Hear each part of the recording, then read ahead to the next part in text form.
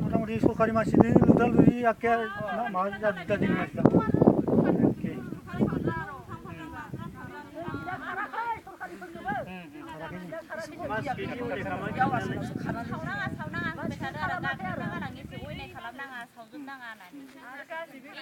सावजोबथारदोंना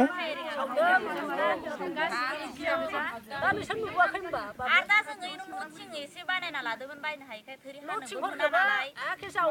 आरो जेसिबि लाबोनानै जेसिबिदों मैदेरजों सिफायलाय जेसिबि लाबोना उरलाय खालामनानै सावनिखौबो गाख्रेबलांजोब्बाय गेब्लेजोबदों बोखाजोबदों जोंखौबो दंखल मानि सिफायना लांजोब्बाय दा दैयाबो गैयाना जोङो खाथियाव